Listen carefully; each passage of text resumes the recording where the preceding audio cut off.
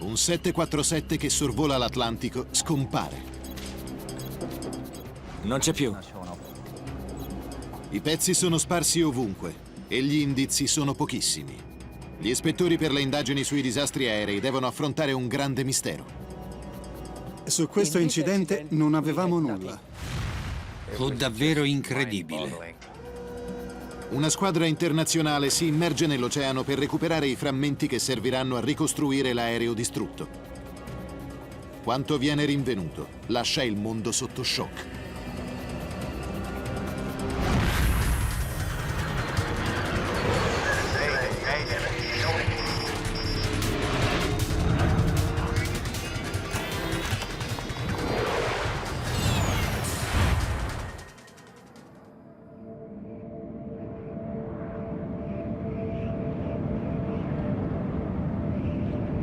«23 giugno 1985, mattina presto. Un 747 attraversa l'Oceano Atlantico 9,5 chilometri sopra l'oceano. Il jet è soprannominato Kanishka, in onore di un imperatore indiano. L'Air India ha promesso ai suoi passeggeri che sarà come soggiornare in un palazzo. Il piacere dell'ospitalità ha radici profonde nella cultura indiana e tutti noi ne siamo molto orgogliosi. Viaggiando con l'Air India se ne può avere un assaggio.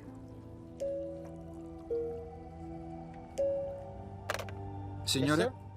Show, mi faccia una cortesia. Al posto 54 c'è un ragazzo che vuole visitare la cabina di pilotaggio. Lo chiamo ora? Tra 15-20 minuti.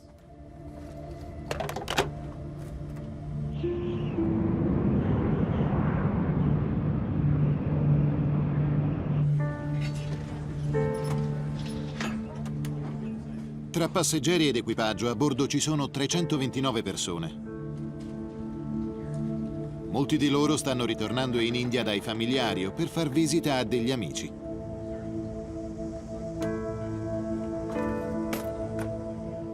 Vishnu Pada è insieme alle due figlie. La madre, Lata, li sta già aspettando. Avevamo deciso che quello era l'anno giusto per concederci una lunga vacanza in India, tutti insieme. Alle 8:06 del mattino il secondo pilota, Binder, si mette in contatto radio con la torre di controllo irlandese. Qui volo Air India 182. Qui Shannon. Potete ripetere, per favore? Thomas Lane e Michael Quinn lavorano alla torre di controllo di Shannon. Air India 182, siamo a 51 nord, 15 ovest a livello 310. FIR stimato a 0735. Qui Shannon. Ricevuto. Via libera per Londra. Livello di volo 310. Air India 182 in rotta per Londra, manteniamo 310. Vuoi venire in cabina? Sì. Bene. Andiamo.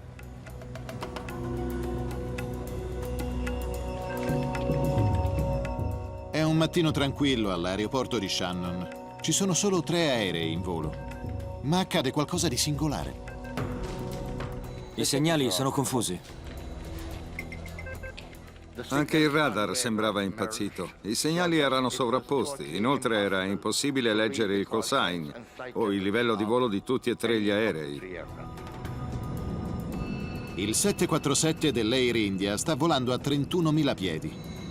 Un aereo della TVA è a molti piedi sopra di lui. E un Canadian Pacific è più su di altri 2.000 piedi. Tutti si muovono verso est.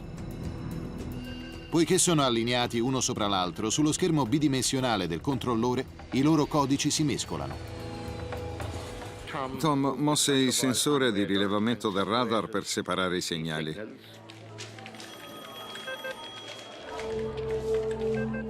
Due degli aerei riappaiono sullo schermo, ma il volo dell'Air India è scomparso.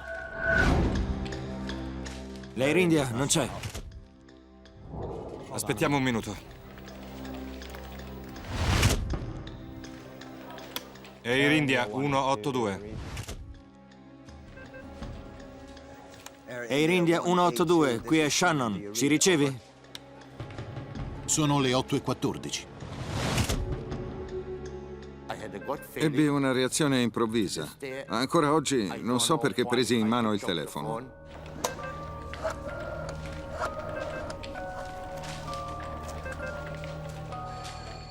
Michael Quinn, da Shannon. Uno degli aerei non è più sul radar. Di solito, prima di inviare un segnale di soccorso o per iniziare una ricerca, si lasciano passare almeno 20 minuti dal mancato contatto con l'aereo. L'Air India è scomparso da soli 60 secondi.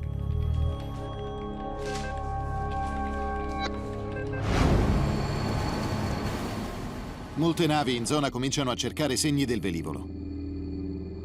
L'ultima posizione conosciuta è a circa 290 km a sud-ovest di Cork.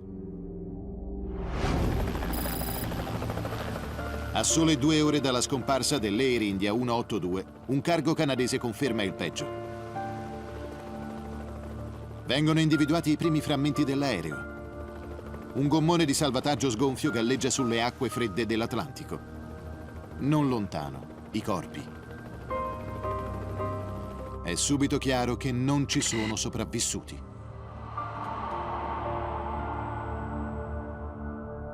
In India, Lata Pada è in attesa del marito e delle 2 figlie, quando il fratello le comunica la notizia. Mi chiese di sedermi e poi cominciò a dire che era successo qualcosa di tremendo. Ero completamente sotto shock. E mentre una parte di me cercava di rielaborare questa informazione, un'altra parte cercava di immaginare come fare per riuscire a vivere e andare avanti senza di loro.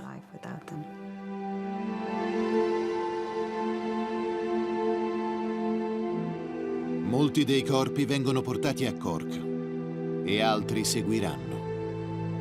Gli ispettori ora devono far fronte a un compito enorme: scoprire come sono morti e cosa ha causato il disastro del volo Air India 182. Nella città di Cork vivono 130.000 persone. Al riparo della costa sud dell'Irlanda è un porto da sempre molto vivace.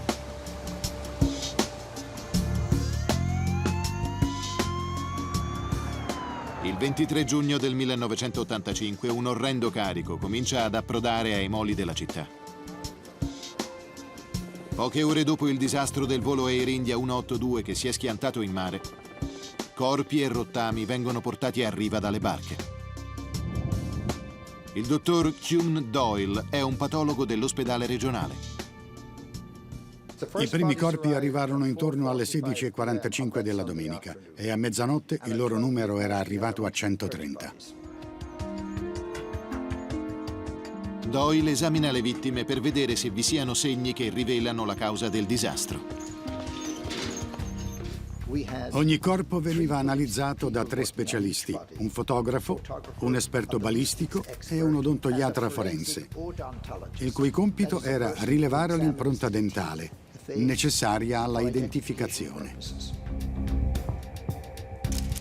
In 4 giorni di autopsie vengono esaminate 132 vittime. I corpi vennero presi in considerazione con estremo dettaglio e ogni particolare fu precisamente annotato. Naturalmente stavamo cercando le cause del disastro. Doyle fa un'interessante scoperta. Quasi tutte le vittime sono morte in volo. Solo 2 corpi mostravano segni di annegamento. Tutti gli altri invece avevano già smesso di respirare prima di colpire l'acqua. C'è qualcos'altro che accomuna molte delle vittime. La maggior parte di loro ha gli abiti strappati. Era un particolare importante, poiché non avevano addosso nessun abito, significava che la loro caduta era cominciata a 31.000 piedi, cioè l'altitudine a cui si era verificato l'incidente.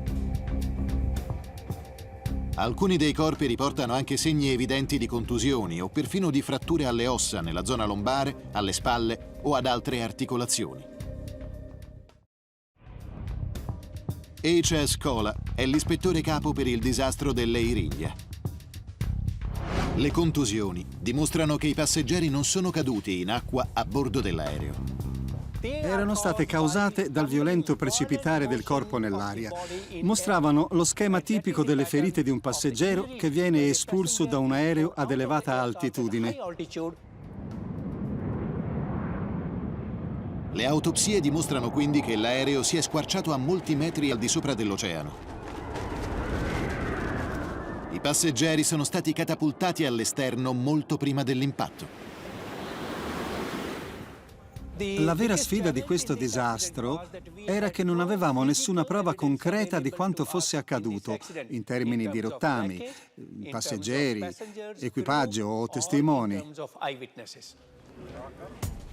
Questa volta non avevamo proprio nulla. Il compito più importante degli investigatori ora è cercare di trovare le scatole nere dell'aereo. La registrazione delle conversazioni nella cabina di pilotaggio e quella delle informazioni tecniche di volo.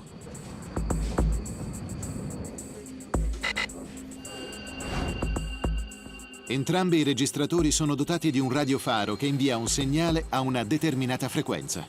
Tuttavia, recuperare queste scatole è un'impresa difficile. Sono a più di 2000 metri sotto il livello del mare e il segnale viene emesso per soli 30 giorni. Salim Jiwa è un giornalista che ha investigato sul disastro dell'Air India.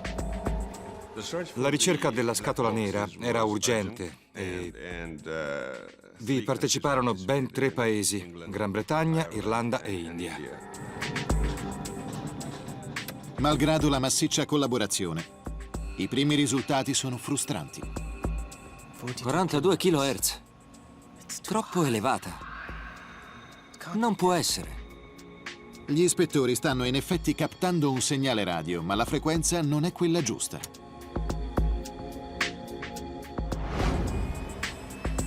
Man mano che le ricerche continuano, H.S. Kola e la sua squadra studiano i vari stadi di manutenzione a cui l'aereo è stato sottoposto.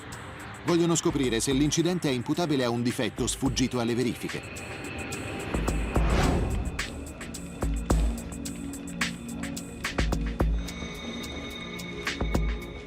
Scoprono così un importante dettaglio. L'Air India vola con 5 motori.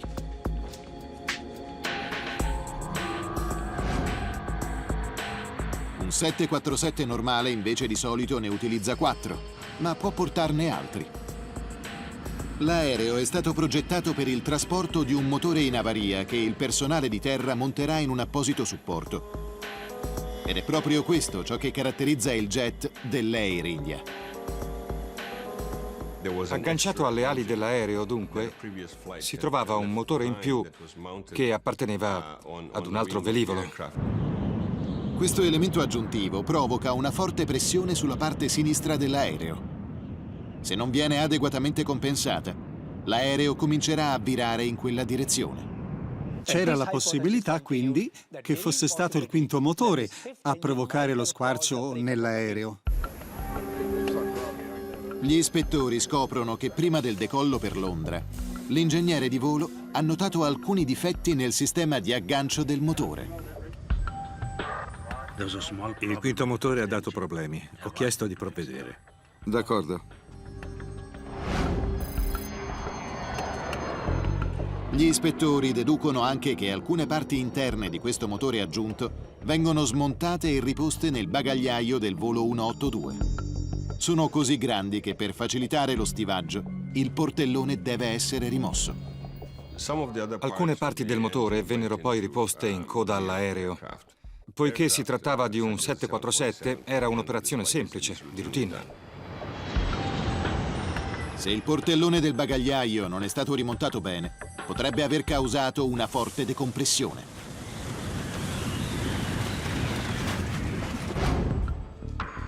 Kola deve tenere in considerazione 2 ipotesi quale causa del disastro: un inconveniente del portellone o un problema al motore aggiuntivo. Se si sono verificate entrambe, nella scatola nera ne è sicuramente rimasta traccia. Trovare le registrazioni diventa sempre più importante. A 2 settimane dall'inizio della ricerca, gli ispettori trovano l'informazione che li aiuta a localizzare le scatole nere. Il segnale allora può essere molto elevato. I 42 kHz, quindi sono ciò che stiamo cercando, che la barca verifichi ancora. Il pezzo della scatola nera che trasmette il segnale di localizzazione è fatto di ceramica. Se è danneggiato, tale segnale potrebbe cambiare. Ciò significa che la strana frequenza captata precedentemente potrebbe comunque essere quella giusta. Sia la CVR che la FDR vengono localizzate, ma sono tanto in profondità che è difficile recuperarle. L'aereo si trovava a 1800 metri sotto l'oceano e un insuccesso era quasi scontato. Viene utilizzato un battiscafo, ma malgrado il veicolo attrezzato e le coordinate di localizzazione, sono necessari 4 tentativi per riuscire a recuperare le scatole. Estimate FIR at 0735. Air India 182, Shannon, Roger. Cleared for London. L'ispettore Cola spera di avere tra le mani 2 pezzi fondamentali del puzzle. Se c'era stato qualche problema durante il volo, l'equipaggio ne aveva certamente parlato. Ma quando Cola ascolta la CVR, non nota nulla di insolito. Dopo l'ultimo contatto radio con la torre di controllo di Shannon, la scatola registra una conversazione riguardo ai suggellamenti doganali, una procedura che deve essere completata prima dell'atterraggio. Vogliono 30 suggelli doganali. Come? Sì, i suggellamenti necessari prima dell'atterraggio. La conversazione si interrompe a metà. Era tutto lì, poi c'era solo silenzio. La FDR non aggiunge niente di nuovo. Cola prova ad approfondire molti altri dettagli, per esempio la velocità del volo o l'altitudine. Trovammo che tutti i parametri di volo, altitudine, angolo di rotta, inclinazione, assetto, pilota automatico, avevano funzionato normalmente, nel minimo dettaglio. Dopo aver analizzato entrambe le scatole nere, Cola non trova nulla che confermi un'avaria dell'aereo prima della sua scomparsa improvvisa dal radar. Ma la totale mancanza di prove suggerisce qualcosa. Entrambi i registratori funzionano grazie all'energia di alimentazione dei motori. Tutti e 2 si bloccano precisamente alle 8:14 del mattino. Questa interruzione simultanea indica che il problema a bordo deve essere stato abbastanza catastrofico da rompere il sistema elettronico del jet prima che l'equipaggio possa reagire. Sì, i suggellamenti necessari prima dell'atterraggio.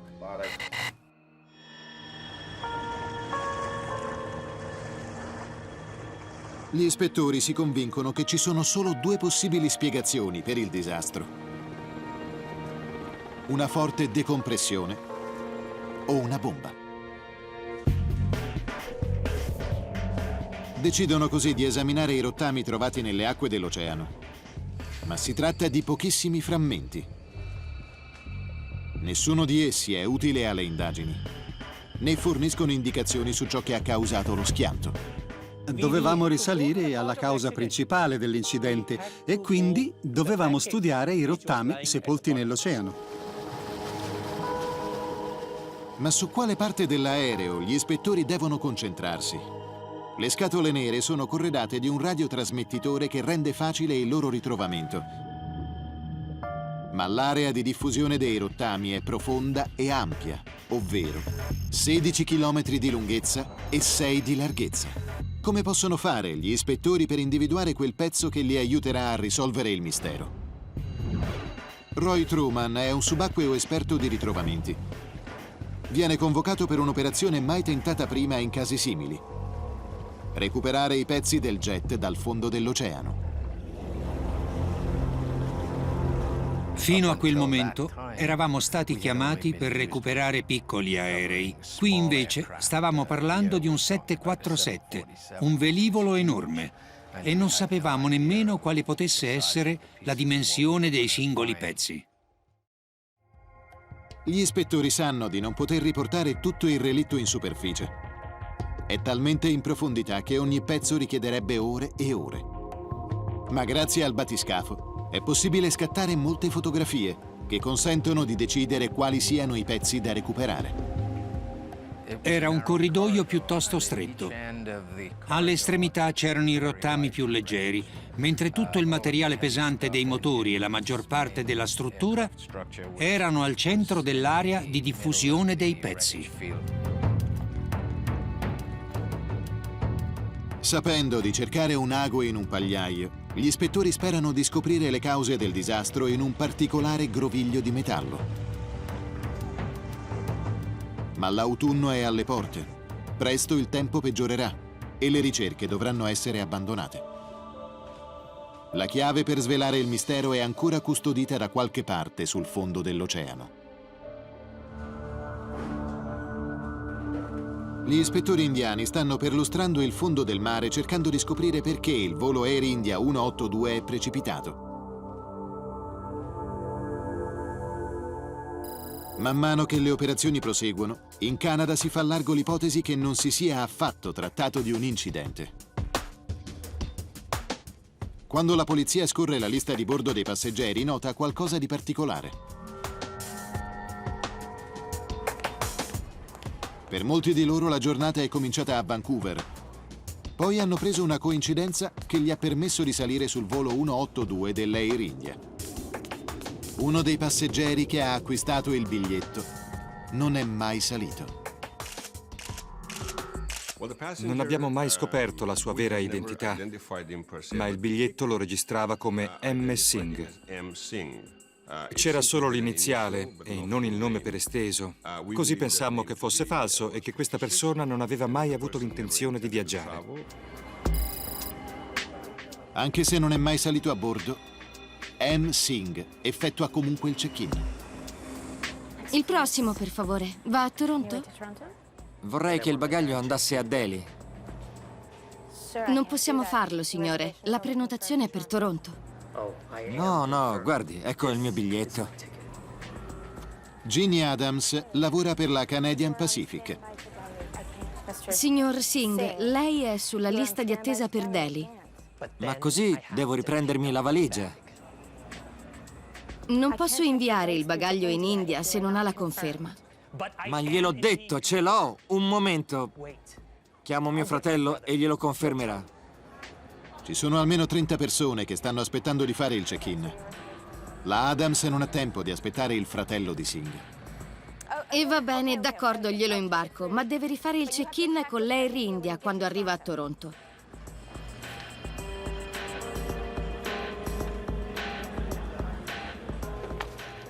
Posto 10B. Anche se Singh non ha un biglietto per l'India, il suo bagaglio viene comunque inviato a destinazione. La valigia viene imbarcata, ma il signor Singh non sale a bordo dell'aereo che sta per lasciare Vancouver. La Adams non aveva seguito la procedura e secondo le norme non avrebbe dovuto permettere la spedizione del bagaglio per Nuova Delhi, ma il signor Singh era stato così insistente che lei alla fine si era sentita quasi obbligata ad accontentarlo e credo che quel gesto le peserà per sempre sulla coscienza. La valigia marrone di Singh non solleva sospetti di alcun tipo quando viene imbarcata a Vancouver. Poiché l'Air India è un volo internazionale, però dovrà essere di nuovo controllata all'arrivo a Toronto. Questo è il suo suono.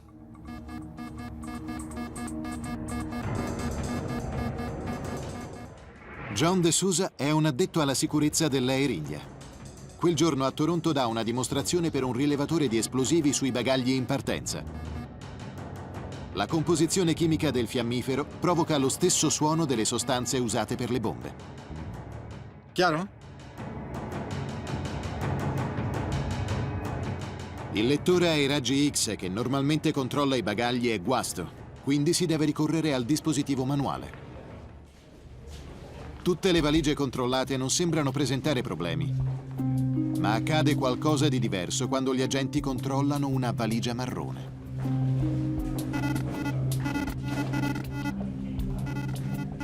Al passaggio il rilevatore si accende. Il suono però è diverso da quello ascoltato durante la dimostrazione. Il bagaglio quindi supera il controllo e viene tranquillamente imbarcato per la Gran Bretagna.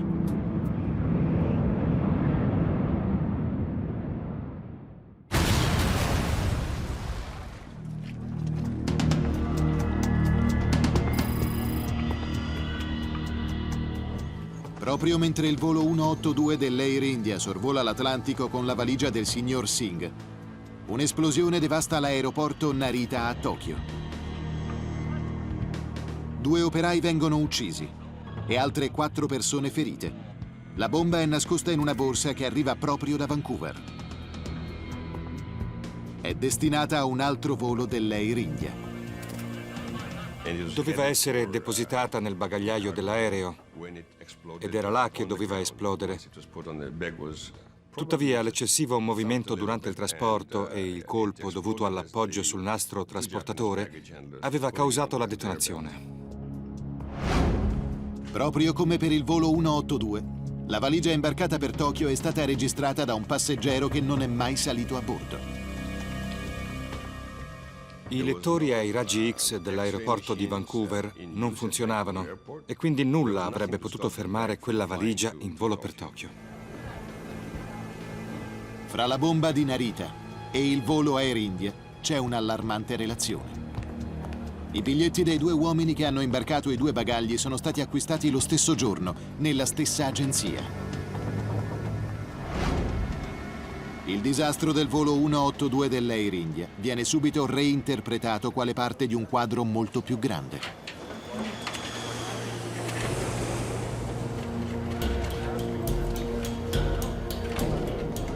In ragione di questa apparente relazione tra i 2 incidenti, in Irlanda gli ispettori si interessano molto a ciò che la polizia di Tokyo ha trovato.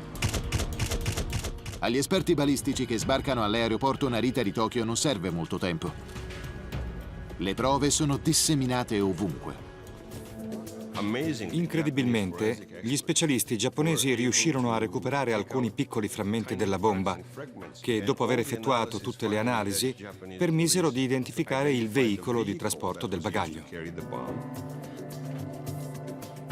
Su uno dei frammenti, gli esperti trovano un numero di serie che dimostra che la bomba è stata nascosta all'interno di una radio stereo di fabbricazione della Sanyo.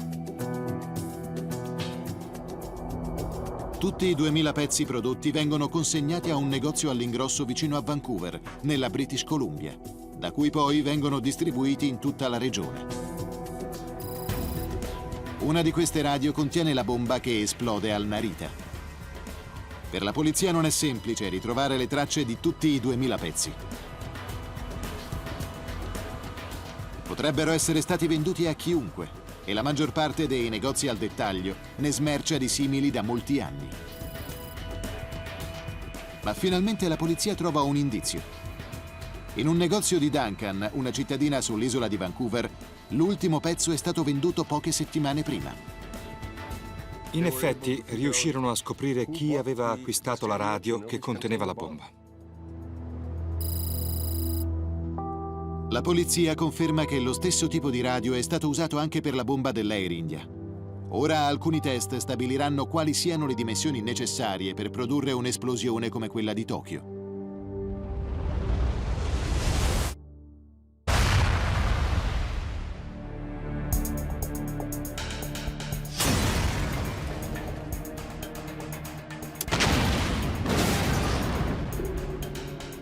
Erano esperimenti effettuati con una quantità progressiva di dinamite.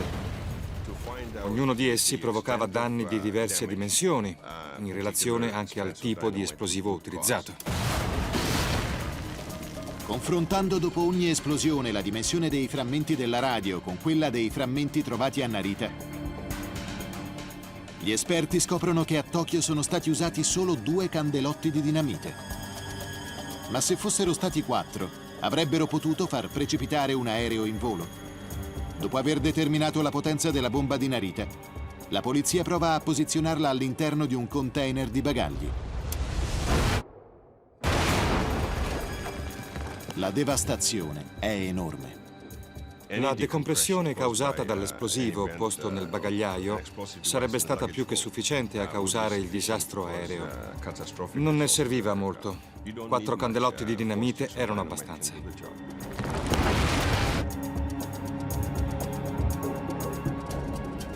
Lo spazio ristretto del bagagliaio amplifica la potenza della bomba.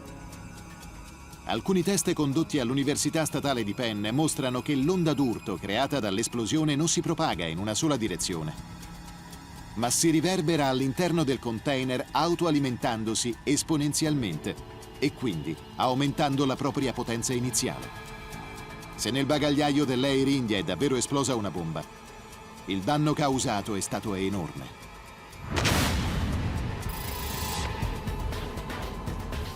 Un danno che deve aver lasciato un segno sui resti del volo 182. Gli ispettori sono sempre più convinti che la vera causa dell'incidente sia questa, ma ancora non hanno prove.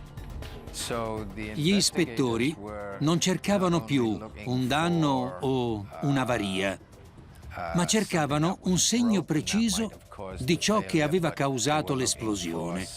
Per esempio, una bruciatura o i residui di un solvente, oppure delle schegge tra i sedili. Questo significava una disamina ancora più minuziosa di ogni singolo rottame. Continuammo ad analizzare tutte le fotografie. Potevano rivelarci un indizio che sostenesse l'ipotesi dell'esplosione. Sapendo che il tempo a disposizione sta per finire, Cola individua alcuni pezzi chiave dell'aereo e li porta in superficie. Il peggioramento del tempo lo costringe ad abbandonare gli altri resti. Cola spera che i rottami raccolti possano provare l'ipotesi della bomba a bordo. Ogni pezzo recuperato viene ricollocato con precisione nella sua giusta posizione. Una delle sezioni che promettono maggiori risultati è il fondo della parte anteriore del bagagliaio. Questo pezzo riportava alcuni buchi piuttosto particolari. Sembravano provocati da una penetrazione avvenuta dall'interno verso l'esterno, a una velocità molto elevata. I bordi arricciati erano la prova che forse c'era stata proprio un'esplosione. Vengono individuati quasi 20 fori, ognuno dei quali mostra il metallo ripiegato verso l'esterno come i petali di un fiore. Un classico segno di qualcosa che è esploso all'interno del bagagliaio. Sulle pareti della stiva, gli ispettori trovano ancora altri indizi. Ci sono altri fori, identici a quelli del pavimento. Anche questi sembrano il risultato di un'esplosione dall'interno. La disamina ravvicinata del soffitto del bagagliaio indica che il punto di connessione con la fusoliera si è rotto perché forzato.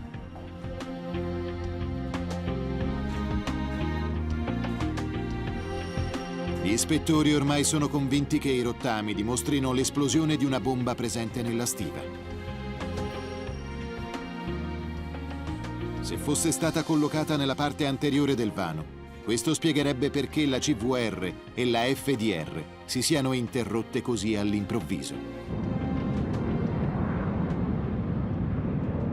Come in altri 747, anche il vano elettronico del volo Air India 182 è collocato sotto la cabina. E molti tra i più importanti sistemi elettronici dell'aereo passano proprio di lì. Il compartimento anteriore del bagagliaio è proprio accanto. Quando la bomba è esplosa, ha sicuramente messo fuori uso tutti i computer e ci deve essere stato un silenzio mortale.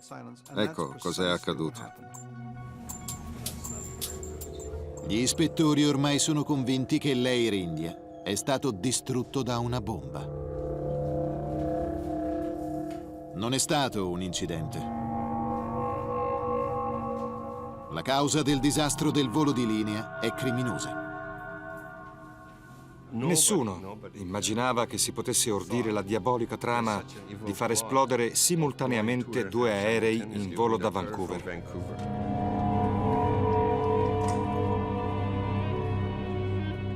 Le molte e approfondite ricerche alla fine delineano un quadro chiaro di ciò che è accaduto sull'Air India.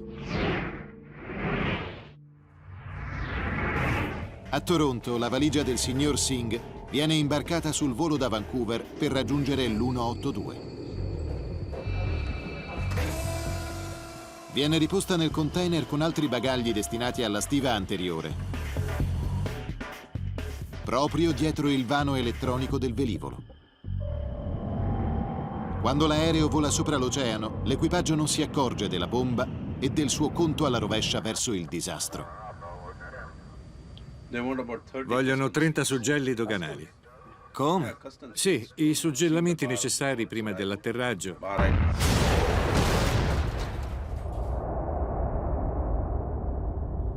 La potenza dell'esplosione fa sì che il pavimento dell'aereo venga scagliato con violenza verso l'alto. La sottile fusoliera scoppia e la pressione interna dell'abitacolo fuoriesce strappando sedili, passeggeri e danneggiando irreparabilmente il velivolo. I rottami si sparsero per oltre 15 chilometri e questo indica chiaramente quanto fosse stata rapida e terribile questa decompressione. In quello stesso istante l'aereo non era più in condizioni di proseguire il volo, in nessun modo.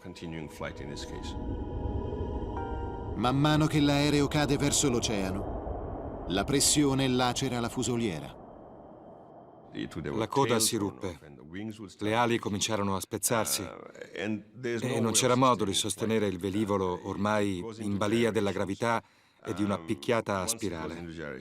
Il danno strutturale era enorme. Dopo mesi di accurate indagini, gli ispettori individuano la vera causa del disastro dell'Air India. Hanno dimostrato che una bomba ha fatto precipitare l'aereo, ma ora il lavoro passa nelle mani della polizia che deve catturare gli attentatori. Ma con così tante morti, comprese quelle potenziali della bomba di Narita, l'interesse si sposta subito sulla necessità di fornire maggiore sicurezza ai passeggeri. È stato uno dei più grandi disastri della storia dell'aviazione indiana. E poteva essere evitato se fossero state seguite le procedure. Intanto che la caccia agli attentatori prosegue, vengono prese alcune misure di sicurezza per rendere gli aerei resistenti all'impatto di una bomba.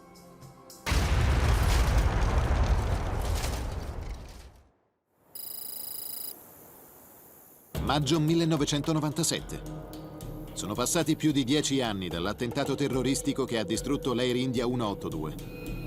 Un 747 in disuso sta per essere utilizzato per un test importante. Nel vano bagagli anteriore vengono piazzate 2 bombe e altre 2 nel retro.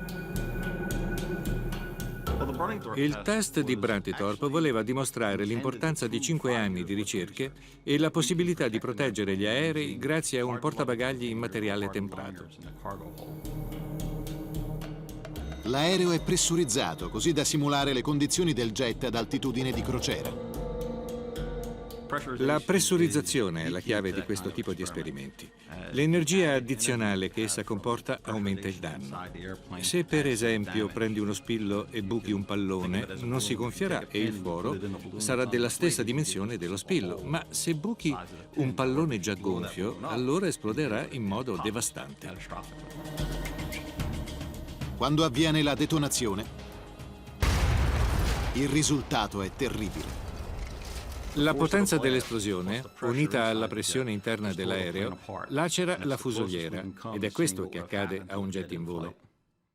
La potenza distruttiva di una bomba è ben nota ormai, ma il test di Brantitorp dimostra che si possono adottare misure relativamente semplici che diminuiscono notevolmente i danni. La bomba posizionata nel bagagliaio posteriore viene posta in un contenitore bagagli normale. Le altre sono collocate nel vano anteriore, ma con una differenza. Una viene posta in un container rinforzato con un materiale simile a quello dei giubbotti antiproiettile. L'altra invece in un contenitore comune, ma con le pareti della fusoliera rinforzate. Il rivestimento assorbe la detonazione e quando la bomba esplode, la parte anteriore dell'aereo rimane intatta. Se si usa questo rivestimento, l'aereo non si squarcerà. Al contrario, nella parte posteriore, dove non è stata adottata nessuna protezione, il disastro è totale. I container normali non possono ridurre lo scoppio. Invece il rivestimento protettivo della parte anteriore o il contenitore rinforzato sono in grado di assorbire l'impatto dell'esplosione. Questo genere di misure avrebbe impedito il disastro dell'Air India? È probabile. Si deve procedere a modalità produttive più sicure? Certamente. Malgrado il risultato drammatico dei test inglesi, i container rinforzati non sono in dotazione sugli aerei di linea. Anche se mettono fine al pericolo delle esplosioni, sono molto costosi. I container temprati non vengono utilizzati perché non è economicamente fattibile. Solo per l'acquisto ci vogliono $10.000. In più sono molto delicati. Sono prodotti con materiali compositi e un semplice colpo li può rendere inutilizzabili. Intanto, in tutti gli aeroporti internazionali si è proceduto ad aumentare il controllo dei bagagli all'imbarco. Per esempio, si utilizzano dei sofisticati sistemi con raggi X a colori e con scansioni multiple. Ma gliel'ho detto, ce l'ho! Un momento. Chiamo mio fratello e glielo confermerà. E va bene, d'accordo, glielo imbarco, ma deve rifare il check-in con l'Air India quando arriva a Toronto. Le regole di imbarco sono più severe, soprattutto per le tratte che prevedono delle coincidenze. Nel caso del volo Air India 182, l'aspetto fondamentale era la relazione passeggero-bagaglio. Questa è la chiave che consente di individuare un esplosivo o un terrorista. Nessun aereo deve partire senza che ogni bagaglio appartenga con chiarezza a uno specifico passeggero a bordo. E non ci possono essere deroghe.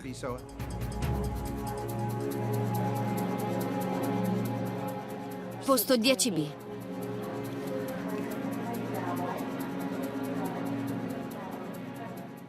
Credo che una delle cose più difficili da accettare per i familiari fosse sapere quanti modi c'erano perché questa tragedia venisse evitata. Non si può tralasciare il fatto che una valigia appartenente a un volo con destinazione diversa venisse imbarcata senza il passeggero. Dopo il disastro dell'Air India, anche gli standard di addestramento del personale degli aeroporti viene rivisto. Secondo alcuni esperti, questo è uno degli aspetti più critici. A volte è proprio la formazione degli agenti di sicurezza ad essere manchevole. Non si possono assumere operatori temporanei pagati con salari da sussistenza quando si tratta di prendersi cura della sicurezza dei passeggeri. Nel caso dell'Air India, la polizia scopre che i responsabili appartengono alle frange estremiste dei Sikh residenti in Canada. Il loro gesto mira a ottenere l'indipendenza dell'India. L'uomo che ha confessato di aver prodotto la bomba è ora in prigione. Colui che ha ideato il piano è rimasto ucciso molti anni dopo l'evento, durante il suo arresto in India. Entrambi avevano profondi legami con la comunità Sikh del Canada. Un legame che preoccupa ancora oggi l'Ata Pada. È un gesto di deliberato terrorismo, quindi è ancora più doloroso. Avrebbe avuto ben altro significato se fosse stato compiuto da canadesi su suolo canadese verso dei connazionali. A più di 20 anni dal disastro dell'Air India 182, lo shock della tragedia è ancora fresco. E molte questioni sono ancora irrisolte. Ancora non sappiamo chi fossero le due persone che controllarono il bagaglio. E a parte colui che concretamente ha assemblato la bomba, non sappiamo niente su chi lo abbia assistito o chi acquistò i biglietti.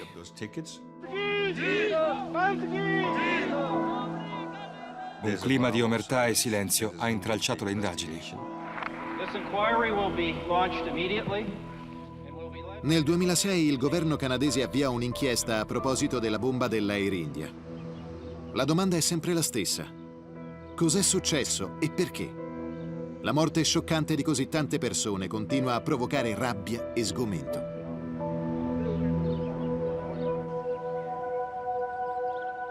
Indipendentemente da ciò che emergerà, la questione è seria.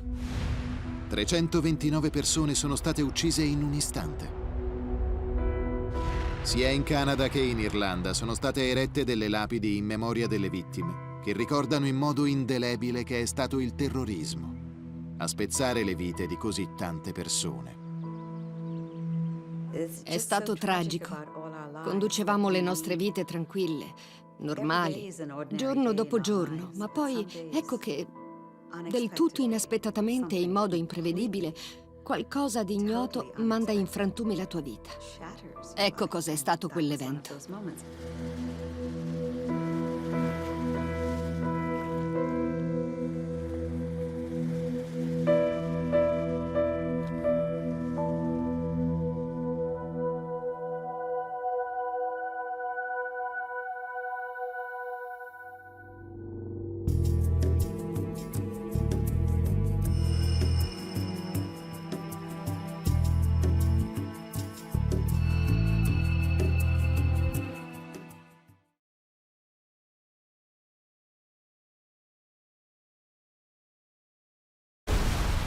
Outside one of India's busiest airports, the early evening sky ignites into a fireball. This cloud just lit up. Felt like you could feel the heat. Flaming wreckage falls from the sky. It's a horrifying crash. I realized that the clumps that I saw all around me were either the remnants of the aircraft or dead bodies. When investigators arrive, they find the twisted remains of 2 passenger jets. 349 people are dead. Vital clues are buried deep underground. Investigators must piece together the day's events. Saudi 763 will maintain 140. Kazak 1907, now reach 150. How had 2 crews that should have known each other's positions ended up in the world's deadliest mid-air collision?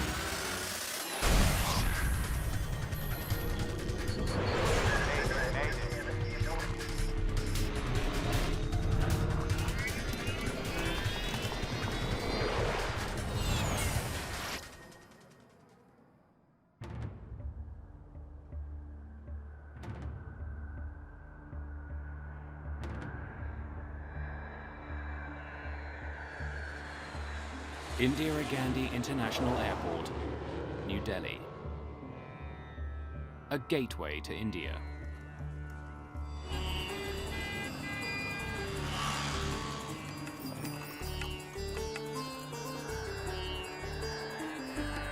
November the 12th, 1996.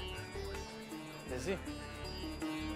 Air traffic controller VK Dutta arrives for the late afternoon shift. There was one supervisory officer. There was one person who was sitting beside me and he was assisting me. And the things are all normal. But normal at Indira Gandhi doesn't mean calm. This is becoming one of the most congested airports in the world. In 1990, the government of India signed open skies agreements with several different countries. Those pacts have made it easier for foreign airlines to land at Indian airports. Many airlines are taking advantage of the new policy. Air traffic controllers are now handling more traffic than ever. The open sky policy acted as a catalyst in the air traffic growth. The volume of traffic grew from, I believe, 175 movement a day to around 225 movement a day. We have to perform during that time. So whether 10 aircraft come on that time or 20 comes, so you have to handle them. Just past 6 o'clock, Saudi Arabian Airlines Flight 763 takes off into the sunset. Gear up. Gear up. Clear on left. Captain Khalid Al-Shabaili powers the Boeing 747 away from the runway. His co-pilot, Nazir Khan, handles all radio communication. There are 289 passengers on board. Many are Indian workers returning to their jobs in the Middle East. Saudi 763, airborne 03, contact radar 127.9. While Flight 763 was on the runway, its movements were tracked and directed by an air traffic controller in the airport's tower. 279, good day. But shortly after the plane takes off, the tower passes the pilots over to approach controller VK Dutta, who's in another room at the airport. Approach controllers at Indira Gandhi guide planes through the airspace beyond the runways. They're in charge of all arriving and departing flights within 110 kilometers. The approach controller normally is responsible for arrival and departures of the aircraft, which are coming in. They are safely and expeditiously, they are brought to the final approach. Tonight, Dutta is controlling 5 flights. Some of these are leaving the airport, while others are coming in. His task is to keep those planes spaced safely apart, but not so far apart as to cause any delays. There's a continuous coordination with the tower, who handles the ground traffic. So he would tell approach controller that this fellow is ready, and he is to be accommodated between these 2 flights. So that kind of dynamics we were doing at that time. Saudi 763 approaching flight level 100. Roger, climb, flight level 140. Clear to climb 140, Saudi 763. This evening, a United States Air Force cargo plane is coming in for a landing. Even though it's an Air Force jet, this flight is Dutta's responsibility. I think we probably had 3 or 4 back and forths with the controller where he was verifying our altitude or checking on our altitude, telling us about other traffic in the vicinity. Saudi 763 approaching 140 for higher. Saudi Flight 763 reaches its last assigned altitude of 14,000 feet. The pilots request permission to fly higher. Roger, maintain flight level 140. Stand by for higher. In order to coordinate incoming and outgoing traffic, Dutta wants the Saudi flight to stop climbing. Saudi 763 will maintain 140.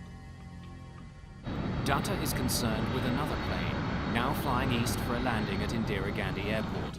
It's a passenger jet operated by Kazakhstan Airlines. The Ilyushin 76 is a massive Russian plane.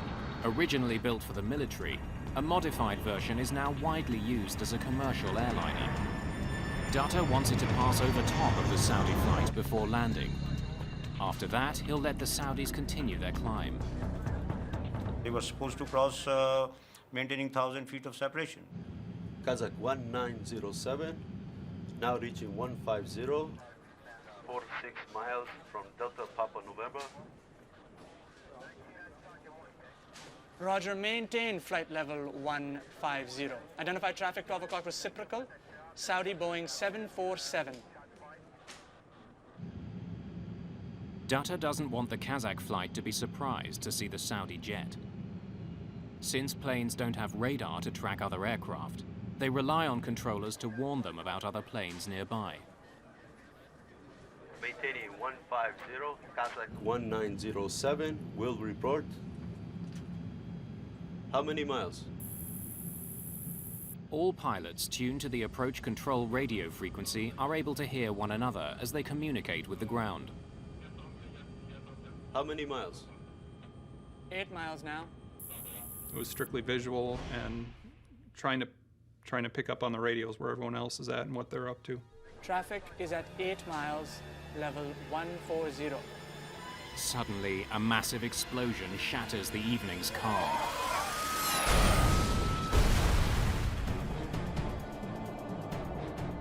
All at once, out of the right side of the window, right side of the cockpit, this cloud just lit up. Those missiles?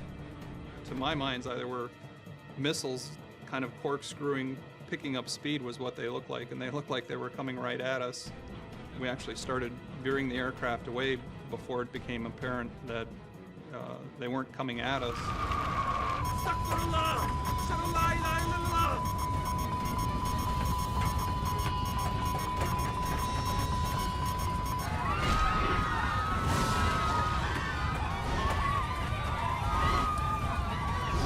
The Saudi Airlines jet spirals towards the ground. Billy, this is 1815. 1815, say again? Got on the radio right away, called the controller. You saw something that looks like a big explosion. Then it struck to me that something has gone wrong. On Dutta's radar screen, both the Saudi jet and the Kazakh plane have simply vanished. When I saw other blips are coming in, so I watched the sweep again.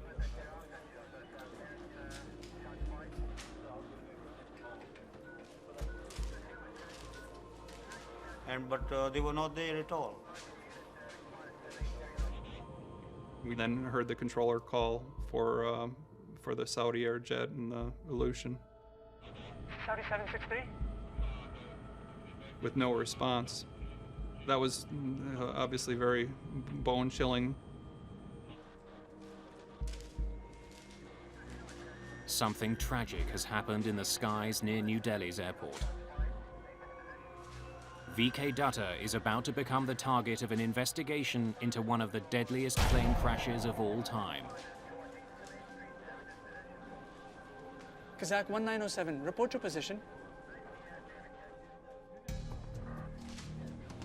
At New Delhi's airport, a sense of dread is growing. 2 planes have vanished from approach control's radar. The worst nightmare an air traffic controller has is the Midair police. Saudi 763? Together, the 2 missing planes were carrying 349 people. Kazakh 1907, report position. I gave 1 or 2 calls to Kazakh or Saudi. Saudi 763? I forward how many kids I have, where my wife is, whom I am related to.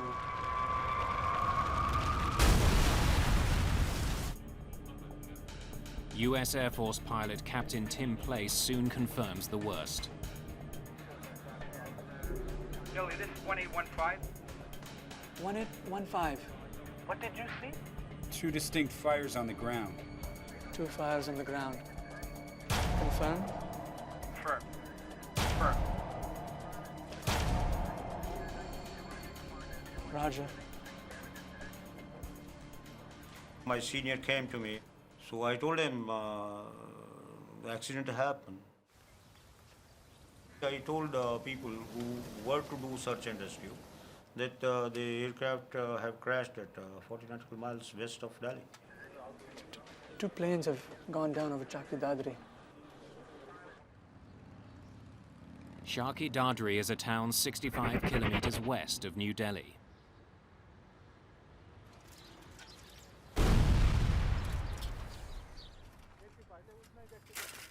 Its mustard and grain fields are now burning with the twisted wreckage of 2 ruined airplanes.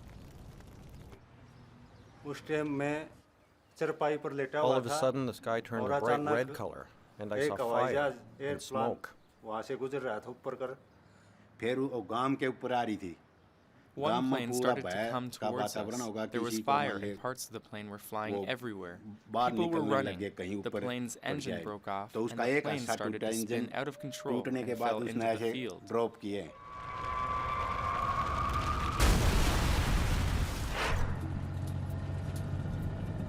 I was told that there's been a mid-air collision. Apparently there's a jumbo jet which may be involved, and why don't you just head out? There was this adrenaline rush in that sense. I was very new in the business, and I knew I had to get that story.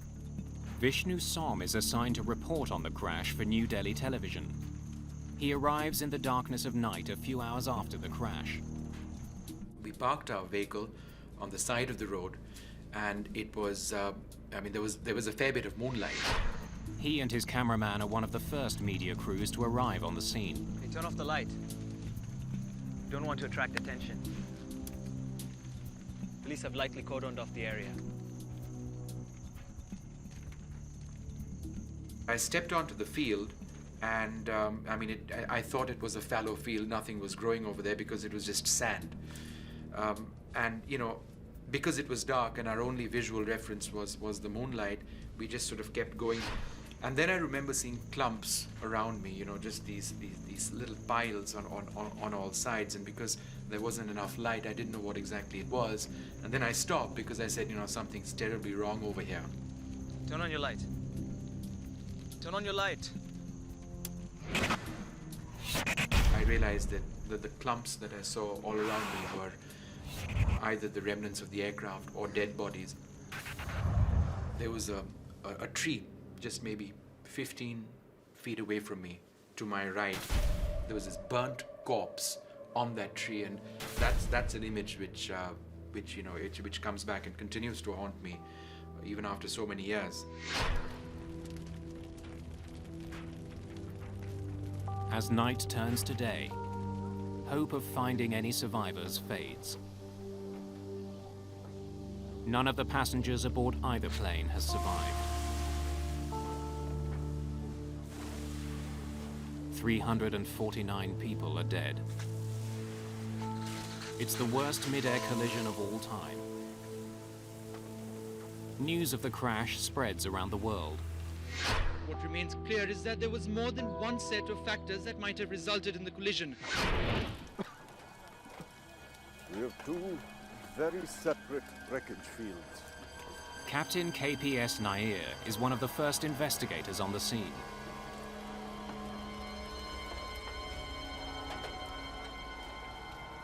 I was aghast, horrified.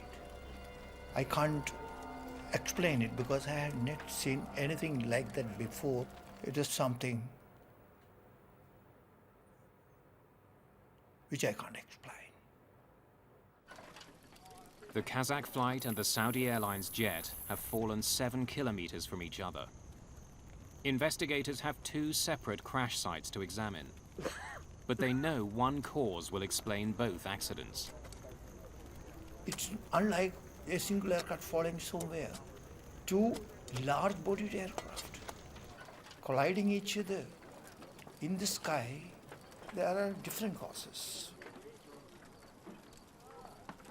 How had 2 planes that were supposed to be 1,000 feet apart collided? Investigators consider 3 possibilities. An error on the part of the air traffic controller, an error by one of the crews, or the failure of an instrument on one of the planes. They hope the mangled wreckage will hold the clues they need. Their first priority is to find the black boxes from both planes. They record cockpit conversations along with critical data about the flight, like its altitude, speed, and heading. Although fire has ravaged the wreck sites, the black boxes from both planes are found on the first day of the investigation.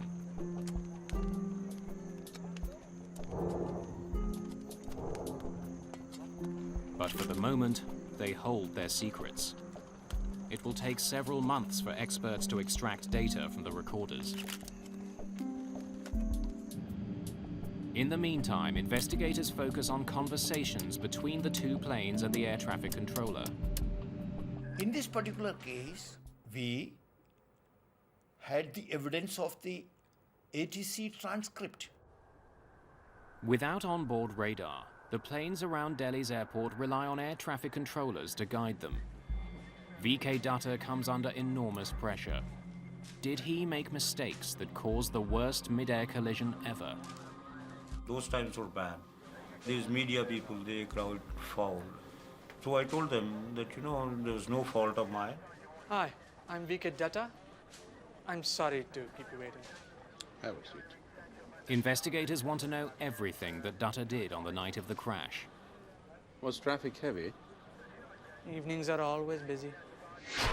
Dutta's radar doesn't track a plane's altitude. Instead, controllers in New Delhi write a plane's last reported position on a strip of paper. The strips are continually updated.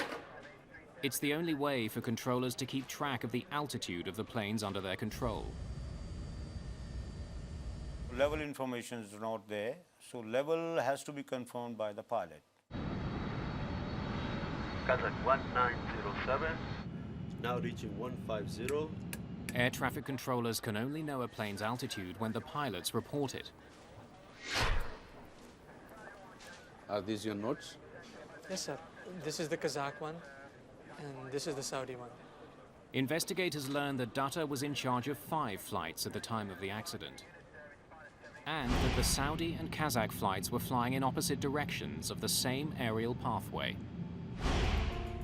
The area that Dutta manages is divided into a network of air corridors. Controllers use them to channel flights in and out of the airport. But many of the corridors are used for military flights.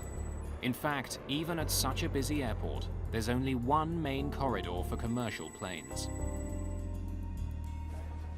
In cases like this, there are strict rules he has to follow. Between two aircraft, the requirements specify a vertical minimum separation of 1,000 feet. When aircraft fly through the sky, they leave turbulence in their wake, like boats on the water. It can affect the planes around them. Air traffic controllers deal with this by keeping planes at different altitudes. Roger, maintain flight level 140, stand by for higher. Dutta was supposed to ensure that the two planes were 1,000 feet apart as they approached each other. He planned to do what he'd done many times before, have the incoming plane pass 1,000 feet over top of the outbound plane. It was a routine procedure, but somehow the two planes had ended up on a collision course. One of the two planes was not where it should have been. Investigators wonder if Dutta made a mistake that led to the horrific crash. Poring through the ATC transcripts, investigators quickly learned that Dutta had given the two planes the proper directions. But since his radar doesn't display altitude, there was no way for him to tell if the planes followed those instructions.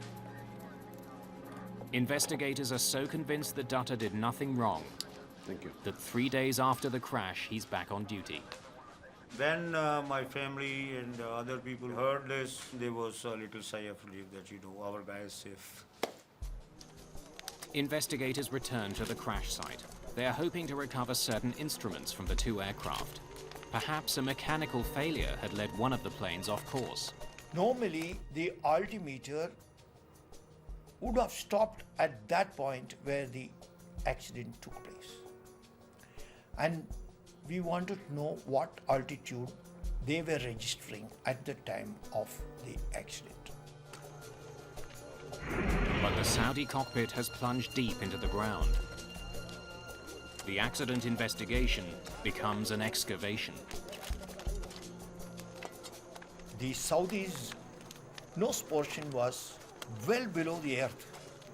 It was about 10 to 12 meters below. The end of the nose had gone that far below. Machines had to be brought in, excavators, to dig up and lift the cockpit of the Saudi aircraft. The altimeters of the Kazakh flight are easier to find. That plane didn't crash nose first. There's some chance there are clues about its exact altitude at the time of the accident. When they're pulled from the wreckage, investigators discover that there is indeed something strange about the altimeters. Both the captain and the co-pilot have an altimeter in front of them, but in this case, they do not have the same reading. There was a difference between the two by about 300 feet. strange. Perhaps the conflicting altimeters had led the crew off course. But the difference in readings may simply have been caused by the force of the crash. At this point, investigators don't know. Mostly there and there, as close as you can get it. Investigators need to discover which of the two planes was at the wrong altitude. They explore other evidence. The pattern of the damage on the two planes may help answer a critical question.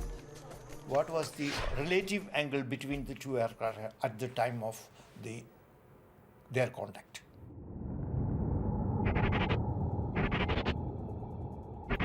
Most of the pieces from the two planes are kilometers apart, but a large section of the tail from the Saudi aircraft is found near the beginning of the debris field.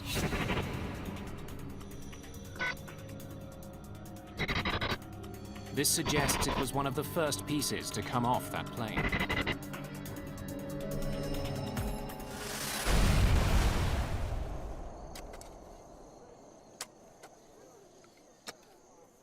The significant points of contact in this particular accident in the air was between the tail end of the IL-76 and the wing portion of the Boeing 747 of Saudi Air. The tail of the Kazak plane appears to have pierced through the left wing of the Saudi jet. If that's the case, the Kazak flight hadn't been above the Saudi jet when they collided, as air traffic controllers thought. It must have been below it. It's a puzzling discovery that adds to the mystery. Investigators still don't know which plane was in the wrong airspace. What they do know is that once the two planes hit, there was no hope for either crew. After hitting the other plane's wing, the Kazak plane's tail tore through the horizontal stabilizer at the rear of the Saudi 747.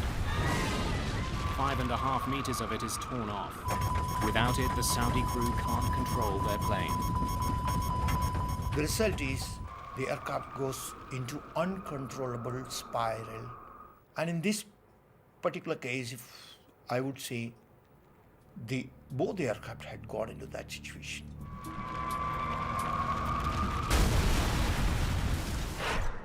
What they've found in the wreckage of the two jets frustrates the investigators. They now understand how the planes collided, but they still don't know why they were at the same altitude, or in fact, what altitude they collided at. How had the Kazak jet, which was supposed to be above the Saudi flight, ended up below it? Almost 2 weeks after the accident, Captain Ashok Verma joins investigators at the scene. By that time, the operations for digging the Saudi cockpit had been completed. Whatever equipment was recoverable had been recovered. Like the rest of the evidence uncovered so far, the instruments from the Saudi plane don't help explain what happened. The force of the crash has completely destroyed them. I can't find anything. Too much damage. I agree. Look at this. We could hardly find any useful material. With the disappointing discovery, investigators are forced to move on. They've learned all they can at the crash site. The case now depends on what they can find out from the black boxes. Investigators hope that somewhere on the cockpit recordings or buried in the flight data are the clues they need. Where were the planes when they collided? And how had they ended up on a deadly collision course? Get to the 150! Press at the 140! Start to go!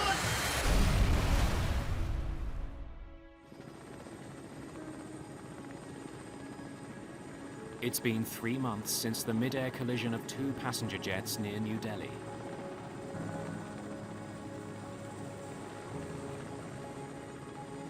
Investigators have been frustrated by a lack of conclusive evidence. They hope the plane's black boxes will help them solve the case. In order to avoid any suggestion of bias, the boxes from the Saudi flight are being analyzed in England. technicians from the Air Accidents Investigation Branch try to extract valuable data.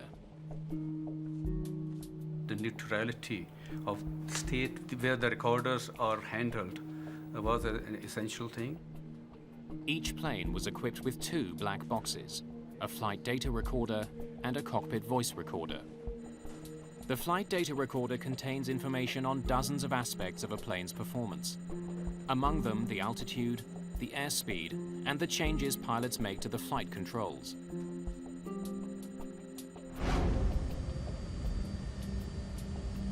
The cockpit voice recorder picks up all the conversations in the cockpit. 279, good day. As investigators try to learn more about the collision near New Delhi, they use the information stored on the black boxes to make a chronology of events. Peter Shepard is head of the recorder section of the Air Accidents Investigation Branch. He'll work backwards from the moment of impact. The point of collision is reasonably well defined by rapid changes in parameters on each aircraft. If we make that our time zero point, we can then relate that to the individual times and build up a common time base. First, Shepard and his team concentrate on the Saudi 747. Saudi 763 approaching 140 for higher. Roger, maintain flight level 140. Stand by for higher. Saudi 763 will maintain 140. The CVR reveals that the Saudi pilots received clear instructions about their altitude and seem to have understood them. After being told to hold at 14,000 feet, there was no discussion of climbing to a higher altitude, which would have taken them into the path of the Kazak flight. Next, Shepard looks at the flight data recorder to confirm that the Saudi flight actually followed the instructions it was given. The recorder from the Saudi flight showed us that the altitude had been normal during climb out. The Saudi pilots leveled off at 14,108 feet, well within their safe corridor.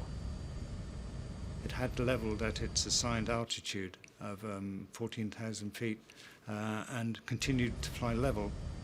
The Saudi pilots followed the ATC instructions meticulously, which is borne out by their confirmatory calls back to the ATC.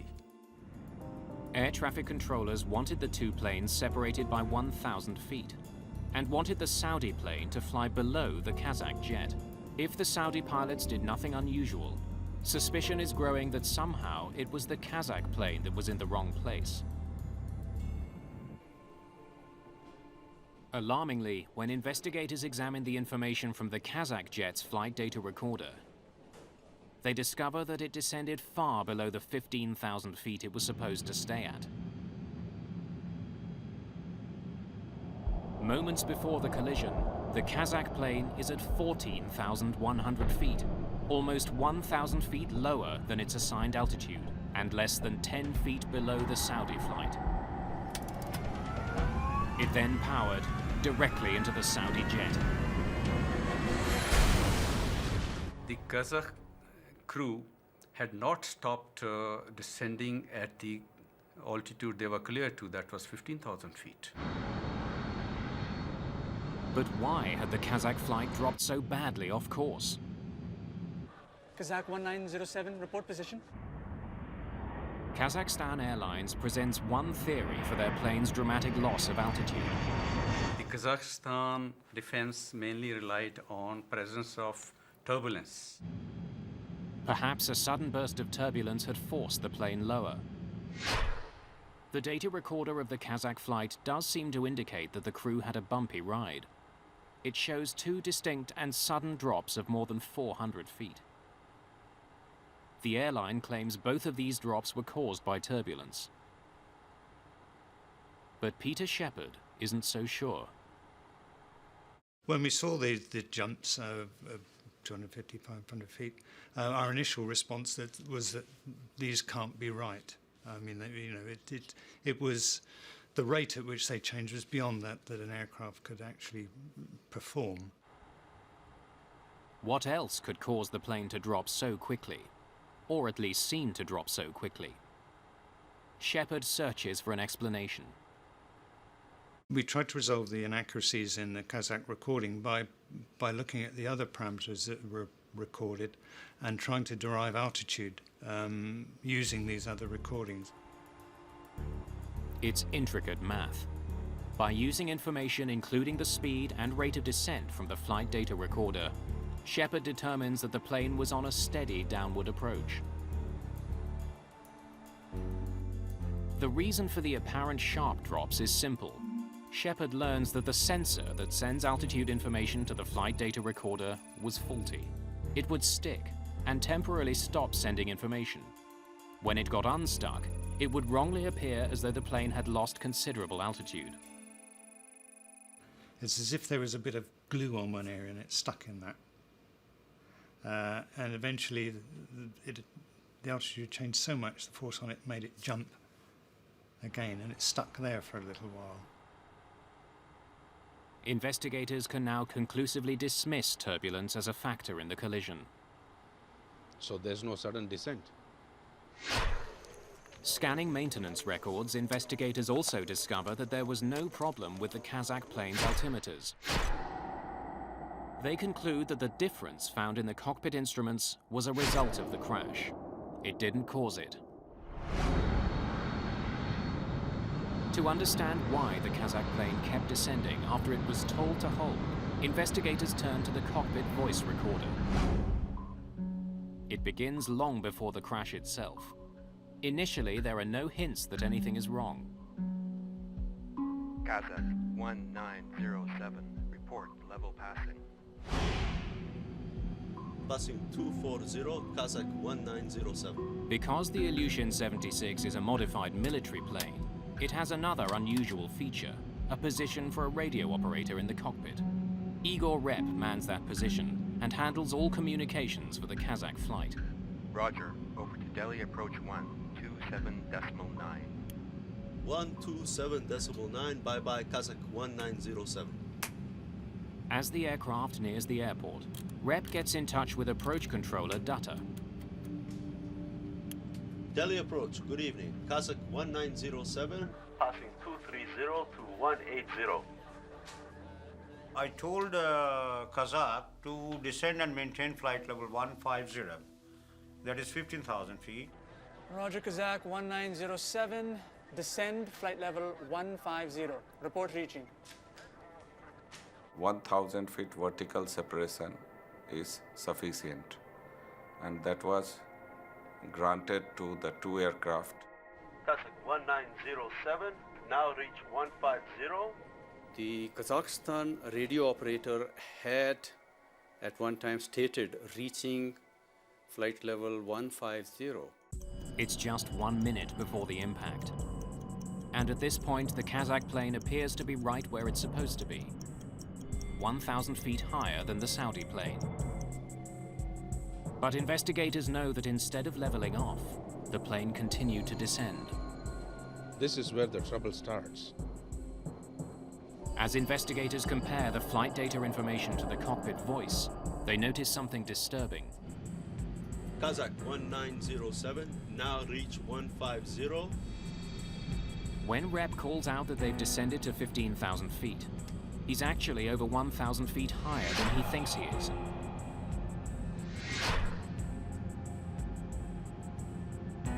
Investigators wonder how he could make such an enormous mistake. Why would he say he was at 15,000 feet, when in fact he was at 16,000?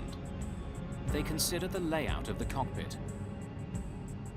A radio operator does not have his independent altimeter. There are two metric altimeters fitted in front of, one each in front of the pilots.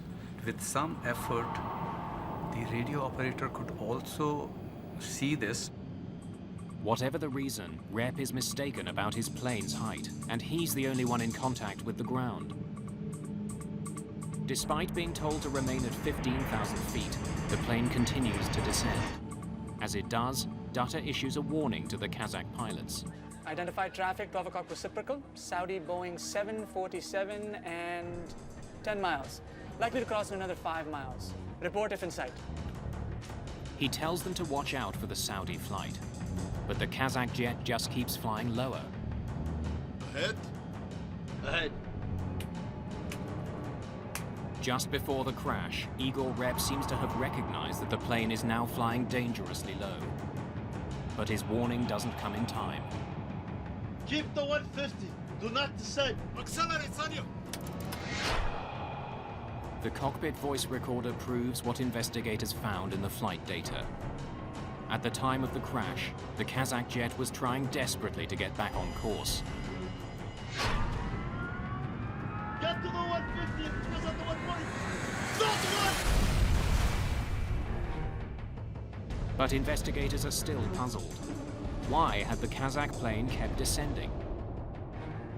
After ruling out controller's error, ruling out the mechanical failure, do you have to go further into details of human behavior during the operation of a flight? Kazakhstan is one of several now independent republics that used to be part of the Soviet Union. The national airline has a reputation at Indira Gandhi Airport. There was always a sense that, these were small fly-by-night operators essentially doing the charter business, and they didn't necessarily follow the conventions of modern Western aviation. We examined their background of knowledge of English language. The crew in the Soviet states, they pass English examination, but they're not fluent in spoken English. Verma now listens more closely to the cockpit voice recorder, looking for an indication that the crew misunderstood their instructions. Had a language barrier caused the crash? How many miles? Traffic is at 8 miles, level 140. Did the Kazakh pilots confuse their own altitude with that allocated to the Saudi aircraft? Report, 8 miles. Verma finds that members of this crew weren't communicating clearly with each other. Igor Rep was responsible for communication with the ground, but there's no indication that the pilot and co-pilot were listening to his instructions. Switch on, engine inlet heating. While the rest of the crew was busy discussing arrival procedures, Rep alone seemed to be occupied with their altitude. Now looking, 1907.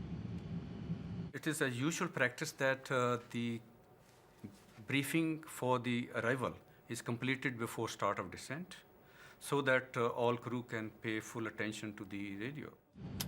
While the radio operator appears to have understood that the Saudi plane was at 14,000 feet, investigators believe the co-pilot thought that he was cleared to 14,000 feet and continued his descent.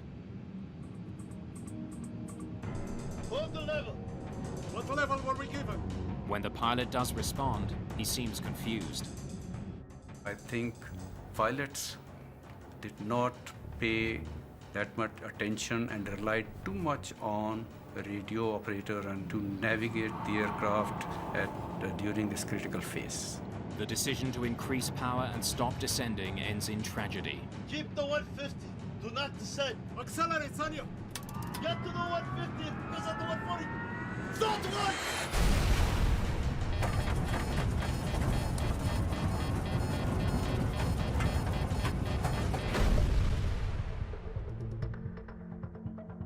The final report points a finger squarely at the crew of the Kazakh plane. In the wrong place at the wrong time. A simple misunderstanding led to the deaths of 349 people. The investigation concluded that the primary cause of this Midair collision was non-adherence to the authorized altitude allocated to the Kazakhstan aircraft.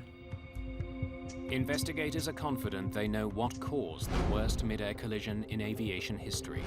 But there are steps they want the industry to take to help make Indira Gandhi Airport safer. What they find is that the technology that could have prevented this accident was already at the airport. Saudi 763. Investigators have determined that poor cockpit communication and a simple misunderstanding caused a devastating accident which killed almost 350 people.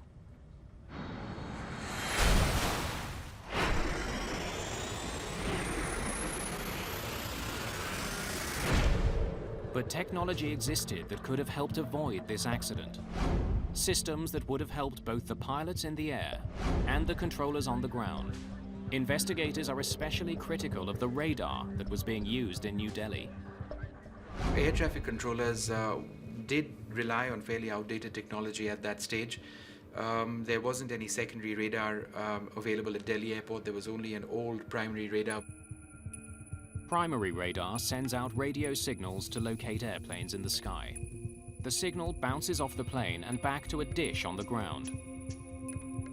It reads a plane's position, but not its altitude. The primary radar gives you a 2D picture. Secondary radar works differently. A transponder aboard an aircraft sends a message to the ground with key information about the flight, including its altitude. Saudi 763 approaching flight level 100. Roger, climb, flight level 140. On the day of the collision, approach controller VK Dutta could only rely on what the crews told him about their aircraft's altitudes. Kazak 1907, now reach 150. The Kazak radio operator said that they were flying at 15,000 feet, but Dutta had no way to confirm that. If he had known the Kazakh flight's actual altitude, he could have diverted the Saudi flight from its path.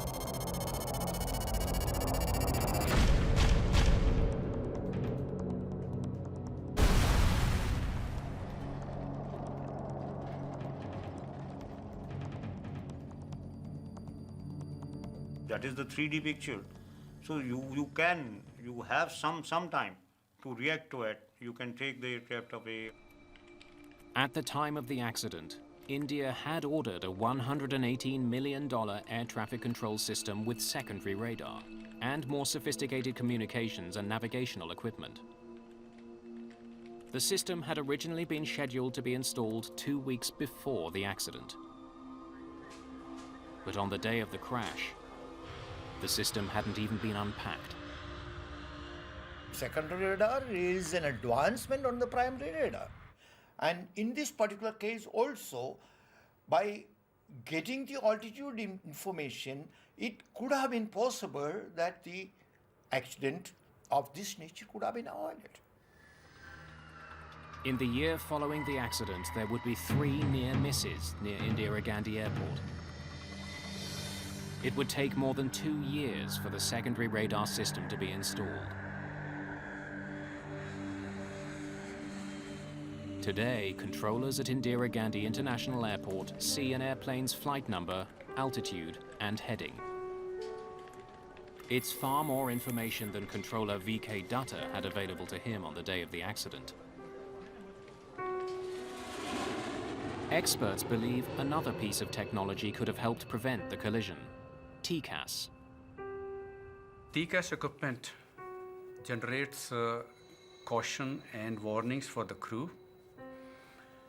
It allows them time to react, draws their attention to the situation around, and it looks into the vertical separation. TCAS is a collision avoidance system that can be installed on board airliners. In many countries, the technology is mandatory. It alerts pilots when other flights are coming too close.